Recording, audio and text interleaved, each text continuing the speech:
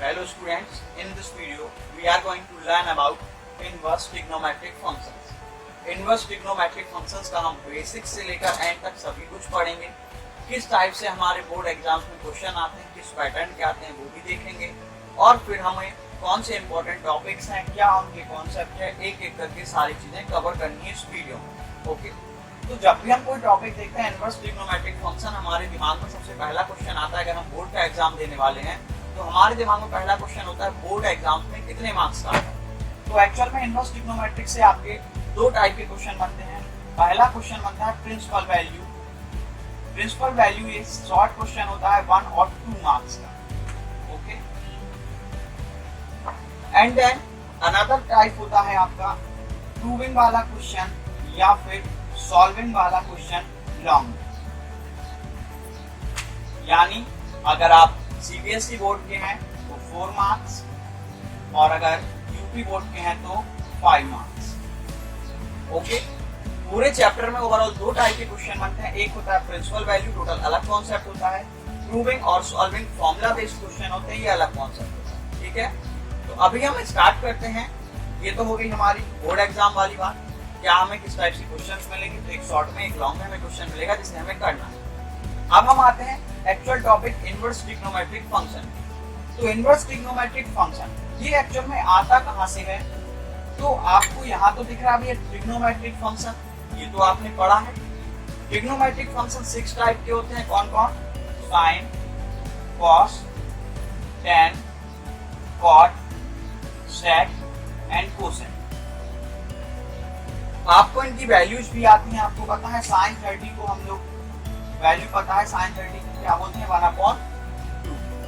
जब हम class 11th में आए तो 30 डिग्री को हम क्या लिखने लगे π/6। तो साइन π/6 क्या हो गया 1/2, ये हमें पता है। यहाँ तक हमारे लिए कोई नई चीज नहीं है। बस ध्यान क्या देना है कि जब तक हम ट्रिग्नोमेट्री की बात करते तो हम एंगल को पुट करते थे और आंसर में हमें क्या मिलता था, एक वैल्यू। आंसर में क्या आता था, एक वैल्यू आती थी आंसर में। लेकिन जब हम इनवर्स ट्रिग्नोमेट्री की बात करेंगे तो अंतर क्या होगा। इनवर्स ट्रिग्नोमेट्री कैसे काम करती है? इनवर्स ट्रिग्नोमेट्री इस तरीके से काम करती है कि साइन π/6 अगर 1/2 है तो π/6 किसकी वैल्यू है। तो साइन को आप इधर ट्रांसपोज कराइए तो ये बनेगा साइन इनवर्स 1/2 इज इक्वल π/6। यानी साइन इनवर्स में 1/2 वैल्यू कब होती है, π/6 पर होती है। आंसर में क्या मिल रहा है, एक एंगल। ओके, तो जहां तक हमें ट्रिग्नोमेट्रिक फंक्शंस में एक वैल्यू मिलती थी आंसर्स में, अब हमें आंसर में क्या मिलेगा, एक एंगल मिलेगा। ओके, ठीक है, यही बेसिक कॉन्सेप्ट है। जब हम इसको फंक्शन को ट्रांसपोज कर देंगे, साइड चेंज करा देंगे तो वो इनवर्स फंक्शन बन जाता है। ओके, यानी कि अगर इनवर्स फंक्शन है तो बेटा तो इनवर्स फंक्शन कितने टाइप से होते होंगे, जरा ये बात आइए। अगर फंक्शन 6 है तो इनवर्स भी तो 6 होंगे। कौन कौन से होते हैं? Sine, tan, cosec. अगर आप कहोगे सर आप इस तरीके से क्यों लिख रहे हो, तो इनके पीछे बेटा एक लॉजिक है। Cos, sec and cot 6 functions हैं। आप इनको 2 ग्रुप में डिवाइड करो, क्योंकि जब भी आप फॉर्मूला पढ़ोगे इन तीनों के लिए एक ही फॉर्मूला होगा, एक ही कॉन्सेप्ट होगा और इन तीनों के लिए एक कॉन्सेप्ट होगा। इसीलिए मैं आपको कह रहा हूं कि आप इनको 2 अलग अलग ग्रुप में डिवाइड करो। साइन, टैन और कोसेक एक जैसे फॉर्मूले, एक जैसी रेंज के लिए काम करेंगे और कॉस, सेक, कॉट इनके लिए सेम रेंज। ओके, तो ये हमारे कैसे फंक्शंस हैं, इनवर्स फंक्शंस हैं। ओके, एनी डाउट नहीं? ओके, फॉर एग्जांपल एक दो क्वेश्चन मैं आपको बता देता हूं ऐसे ही। मान लीजिए मैंने कहा tan inverse 1। tan inverse 1 value कब होती है, आपको इसको कैसे सॉल्व करना है। तो tan इनवर्स आप डायरेक्ट लिख दो, 1 वैल्यू कब होती है, π/4। अगर आपको आ गया तो कोई प्रॉब्लम नहीं, आप ऐसे लिख सकते हो। लेकिन एक्चुअल में यहाँ प्रोसेस होती क्या है वो मैं आपको बता रहा हूँ। 1 की वैल्यू 10 में सोचो, तो 1 की वैल्यू 10 में क्या होती है, 1 की वैल्यू होती है 10 π/4। तो यहाँ जो 1 लिखा था उसको हमने क्या लिखा, 10 π/4। ये tan इनवर्स 10 को कैंसिल आउट करेगा, लेकिन इनडायरेक्टली, एक्चुअली नहीं, इनडायरेक्टली यहाँ पे कैंसिल कर रहा होगा और हमारा आंसर आ जाएगा π/4। ओके, तो चाहे तो आप डायरेक्ट लिख दो या फिर एक्चुअल में ऐसे समझना है तो ये प्रोसेस वहां काम करती है, ऐसे हम लिख पाते हैं। ठीक है, चलिए अब अगर आपको एक्सरसाइज 0.1 लगानी है यानी 2.1 लगानी है तो आपको कुछ कॉन्सेप्ट्स की जरूरत होगी। प्रिंसिपल वैल्यू के कुछ कॉन्सेप्ट्स होते हैं, उन्हें आप एक बार देख लीजिए, क्या फॉर्मूला है वो भी आप एक बार। ओके, ठीक है। तो आपको साइन, टेन और कोसेक को एक साथ रखना है। अगर आप इनके लिए फॉर्मूला लिखने जाओगे तो आपको एक चीज का ध्यान देना है, जो आपका आंसर आएगा साइन के लिए, टेन के लिए, कोसेक के लिए एंगल आएगा आंसर, और वो एंगल आपका -π/2 से π/2 के बीच में होना चाहिए, नहीं तो हम उसे एक्सेप्ट नहीं करेंगे, हम उसे आंसर नहीं मानेंगे। यही थोड़ी यहाँ पे इम्पोर्टेंट चीज होगी। ओके, क्या है कि अगर -π/2 और π/2 से बाहर चला गया आंसर तो हम उसे आंसर नहीं मानेंगे, हम उसे कन्वर्ट करेंगे कि वो इस रेंज में आए। कन्वर्ट कैसे करते हैं? कन्वर्जन के लिए आपने ये वाली प्रोसेस पढ़ी है, क्वाड्रेंट में चेंज करते हैं। फर्स्ट क्वाड्रेंट 0 से लेकर 90 डिग्री में सभी प्लस होते हैं, सभी फंक्शन प्लस होते हैं, ट्रिग्नोमेट्री की बात कर रहा हूं मैं। जब हम सेकेंड क्वाड्रेंट में आते हैं 90 से 180 के बीच में, तो यहाँ पर साइन और कोसेक पॉजिटिव होते हैं, बाकी सारे नेगेटिव हो जाते हैं। ठीक है, तो इस टाइप का कॉन्सेप्ट हम यूज करेंगे, उसको अगर चेंज करने में अगर हमें जरूरत पड़ी तो। ओके, ठीक है। लेकिन most of all important thing क्या है कि अगर हमें आंसर देना है तो हमारा आंसर -π/2 से π/2 की रेंज में आना चाहिए। इसका मतलब है हमारा आंसर -90 और +90 के अगर बीच में है तो वो सही है, और नहीं तो हमें उसको चेंज करना होगा, कैसे भी करके इसके बीच में लाना होगा। ओके, अब बाकी तीन फंक्शंस कौन कौन से थे? Cos, cot and sec. Okay, इनके लिए क्या काम करती है? इनके लिए आपकी रेंज काम करती है 0 से π, यानी इसके लिए आप माइनस में आंसर नहीं लिख सकते हो। इसके लिए आपको आंसर बताना होगा 0 और 180 के बीच में, तभी हम उसको आंसर मानेंगे, अदरवाइज हम उसको आंसर नहीं बोलेंगे। ठीक है, तो अगर आप इन फंक्शंस के लिए आंसर निकालने वाले तो उसको कैसे भी करके आपको -90 के बीच में लाना है, यानी -π/2 और +π/2। अगर आप इन तीन फंक्शंस के लिए कर रहे हो तो आपको 0 और π के बीच में लाना है, यानी 0 और 180 के बीच में लाना है, कैसे भी करके, एनी हाउ। ओके, आप कोई भी चीज यूज करें, कैसे भी लगाएं, लेकिन इनके बीच में आपका आंसर आना चाहिए। ठीक, चलिए अब कुछ और फॉर्मूले भी हैं जो यूज होते हैं, जैसे कि एंगल के माइनस वाले फॉर्मूले होते थे। अगर कोई एंगल माइनस में हो तो क्या करेंगे, उसी तरीके से इसमें है। अगर साइन इनवर्स माइनस में हो, तीनों एक साथ चलते हैं, tan इनवर्स, इसीलिए मैंने आपको ग्रुपिंग करा दी है कि आपके लिए फॉर्मूला लर्न करना आसान हो जाए। इन तीनों में एक जैसे फॉर्मूले काम करेंगे, और कॉट, कॉस और सेक, इन तीनों में एक जैसे फॉर्मूले काम करेंगे। फॉर्मूले क्या है ये देख लीजिए आप। अगर साइन इनवर्स -x है तो कोई प्रॉब्लम नहीं है, माइनस बाहर आ जाएगा, माइनस बाहर आ जाएगा। तो फिर सेम इसमें होगा, क्योंकि एक जैसे ही फॉर्मूले अप्लाई होते हैं। ये भी माइनस बाहर कर देगा, और यहाँ पर भी ये माइनस बाहर कर देगा। अगर इन तीनों में से कोई भी फॉर्मूला है तो उसमें सेम कॉन्सेप्ट अप्लाई होगा, पाई माइनस करना होगा, pi minus cot inverse x, या फिर pi minus cos inverse x, या फिर pi minus sec inverse x। जब आप ऐसा करोगे तब आप उस माइनस को बाहर कर पाएंगे, यानी आपको ये फॉर्मूला वहां अप्लाई करना। ग्रुपिंग का फायदा मिल रहा होगा, इन तीनों में ये फॉर्मूले और इन तीनों में ये फॉर्मूले। अगर ऐसा कोई फंक्शन है तो आंसर -90 +90 के बीच में आना चाहिए। ऐसा कोई क्वेश्चन है अगर, तो उसका आंसर 0 और π यानी 0 और 180 के बीच में आना चाहिए। यही ओवरऑल कॉन्सेप्ट समझ में आ गई हैं सारी चीजें। तो अब हम जो फर्स्ट टाइप का क्वेश्चन होता है शॉर्ट यानी प्रिंसिपल वैल्यू का क्वेश्चन, वो हम कर सकते हैं। 2.1 आपकी एनसीईआरटी की पूरी एक्सरसाइज प्रिंसिपल वैल्यू पर ही डिपेंड है। ओके, तो एक्सरसाइज 2.1 हमें सॉल्व करनी है। हमें वैल्यूज को अगर यूज करना है तो आप एक बार जो टेबल होती है वैल्यू वाली, उसको रिवाइज कर लें। ठीक है, टेबल वाली वैल्यू रिवाइज करें। साइन 30 की वैल्यू 30 π/6, ये चीजें क्या है इनको भी आप रिवाइज करें। 30 को क्या बोलते हैं, π/6। 45 को क्या बोलते हैं, π/4। 90 को क्या बोलते हैं, π/2। 60 को क्या बोलते हैं, π/3। ये चीजें आपको आनी चाहिए, बेसिक्स है। ओके, तो क्लास 11 का जल्दी से रिवाइज कर लें। और अब हम आ रहे हैं exercise 2.1। Okay, let's solve exercise 2.1।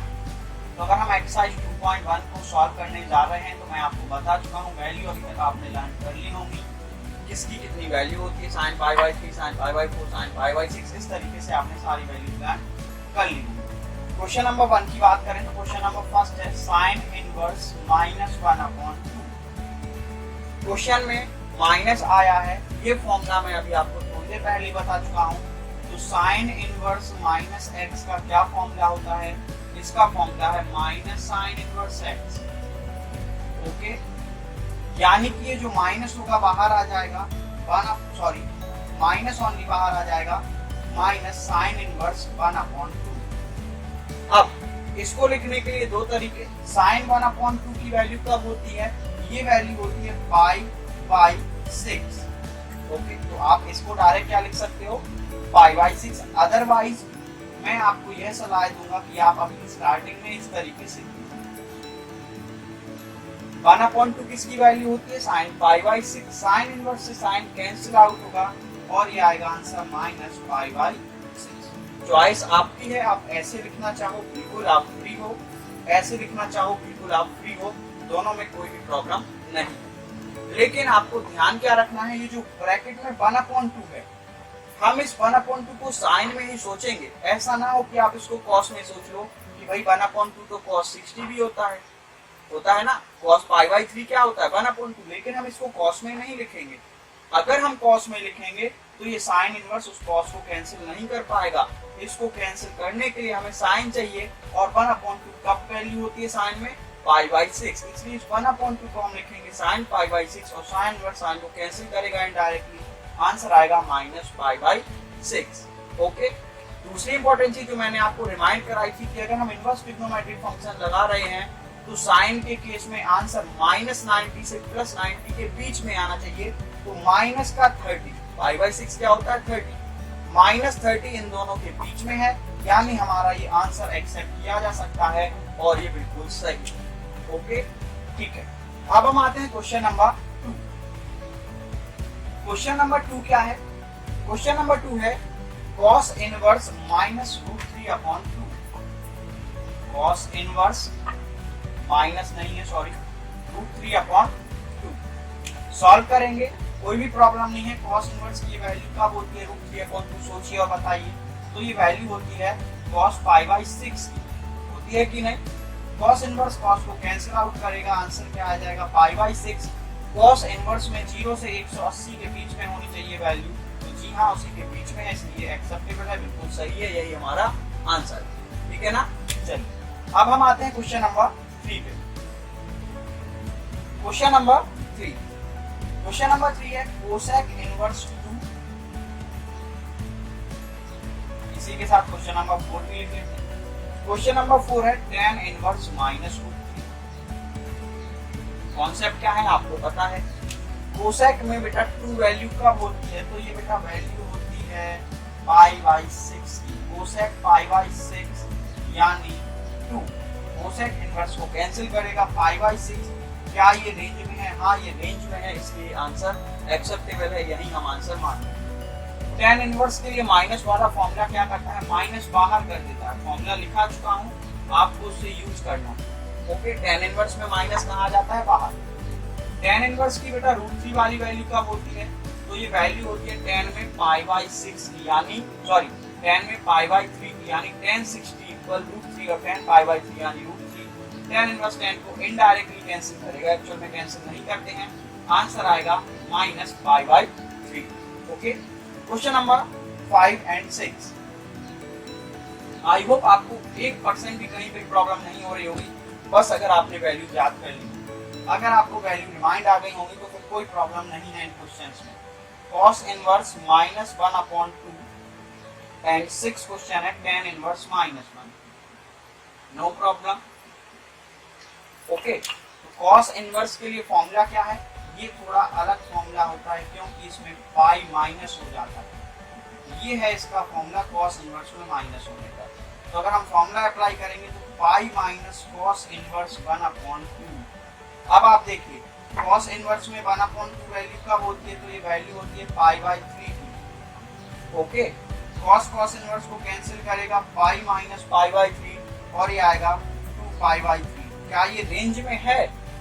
0 से 180 के बीच में है, इसका मतलब होगा 120। आप सॉल्व करोगे तो 120 है और ये 0 और 180 के बीच में है, क्योंकि cos के लिए हमें 0 और 180 के बीच में आंसर चाहिए होता है, बिल्कुल उसी रेंज में है, तो ये एक्सेप्टेबल है, सही है हमारा।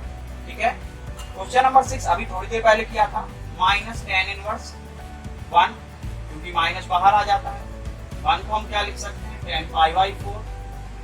अगेन tan इनवर्स tan को कैंसिल करेगा, माइनस पाई बाई 4 रेंज में है, क्योंकि माइनस 45 रेंज में माना जाएगा। tan के लिए रेंज होती है माइनस 92 प्लस 9। ओके ठीक है। क्वेश्चन नंबर 6 हो गया। Question number 7 and 8। Question number 7, question number 7 है sec इनवर्स 2/√3 और क्वेश्चन नंबर 8 है cot इनवर्स √3। sec इनवर्स 2/√3 वाली वैल्यू कब होती है? ये वैल्यू होगी आपकी sec pi upon 6। Answer pi upon 6। Okay. cot का ये वैल्यू, ये क्वेश्चन नंबर 7, ये क्वेश्चन नंबर 8। ठीक है। cot के लिए कुछ भी नहीं है, cot इनवर्स में √3 वैल्यू कब होती है? ये वैल्यू होती है cot पाई बाई 6 की।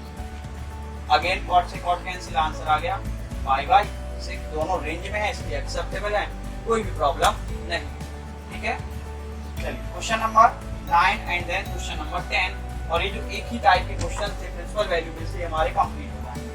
Question number 9 cos inverse -1/√2। अब आपको बेटा बिल्कुल भी प्रॉब्लम नहीं हो रही होगी, जहां तक मुझे लग रहा है सारे आपको आ गए होंगे, समझ में भी आ गए। यहाँ से ये बेसिक स्टार्ट हुआ है इनवर्स का, और जो भी चीज बेसिक होते हैं बेटा वो कभी चेंज नहीं होते, यही कॉन्सेप्ट आपको आगे फॉलो करने हैं, बस अब वैल्यूज को थोड़ा कन्वर्जन भी आपको पढ़ना है। cos इनवर्स -1/√2 के लिए फॉर्मूला क्या होता है? ये फॉर्मूला होता है pi minus cos inverse x। अब मैं लिख नहीं रहा हूँ, सीधा यूज कर रहा हूँ। cos इनवर्स में ये वैल्यू कब होती है? वैल्यू होती है cos पाई बाई 4 की, यानी pi minus pi by 4। Solve करोगे एलसीएम लेके तो 3 पाई बाई 4। जी हाँ, ये रेंज में है, एक्सेप्टेबल है, आंसर माना जाएगा। Question number 10 cosec inverse -√2। Minus बाहर आ जाता है कोसेक के केस में, और एक कोसेक इनवर्स √2। वैल्यू कब होती है कोसेक की √2? तो ये वैल्यू होती है कोसेक पाई बाई 4 पे। आपको बस वैल्यू लर्न होनी चाहिए, बार बार मैं कह रहा हूँ, और ये आपको आंसर मिल गया। ये रेंज में है, जी हाँ ये रेंज में है, इसलिए माना जाएगा, आंसर है। ओके।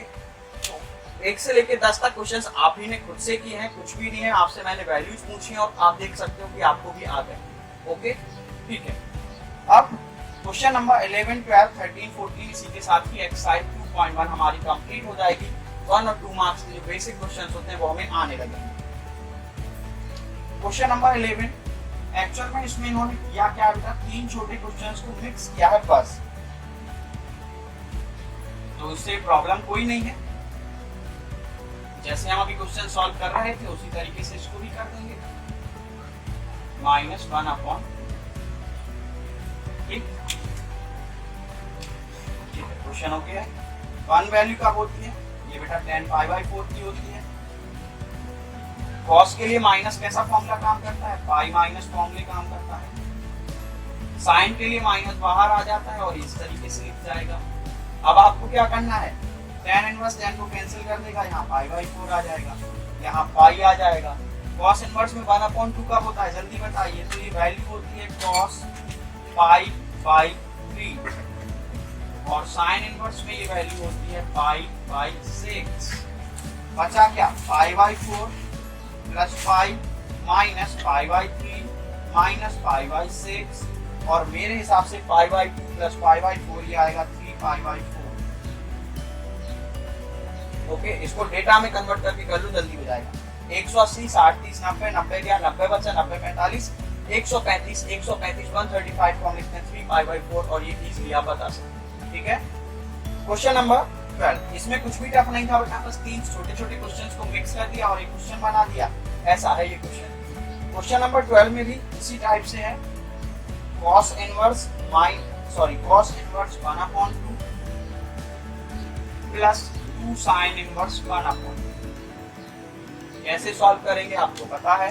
cos इनवर्स की वैल्यू 1/2 कब होती है? जल्दी बताइए। तो ये वैल्यू होती है cos पाई बाई 3।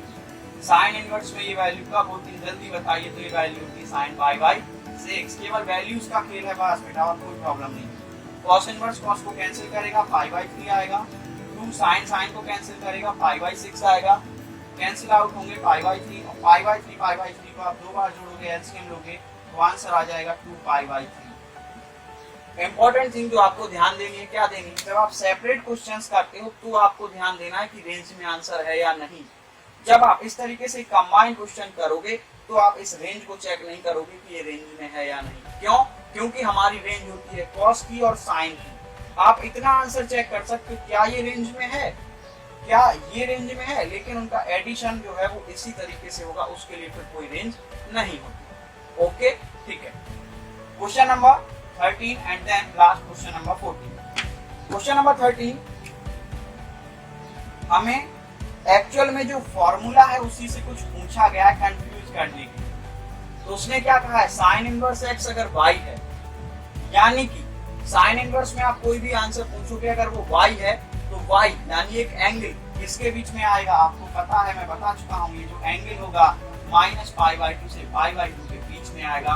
यही इसका ऑप्शन है, यानी option B is the correct answer. Okay, इसने फॉर्मूले से रिलेटेड ही कुछ आपसे पूछ लिया, कॉन्सेप्ट से रिलेटेड। तो हमें पता है भैया अगर साइन इनवर्स में अगर ये y है तो y किसके बीच में आना चाहिए, -π/2 से π/2 के बीच में आना चाहिए, हमारा कॉन्सेप्ट है।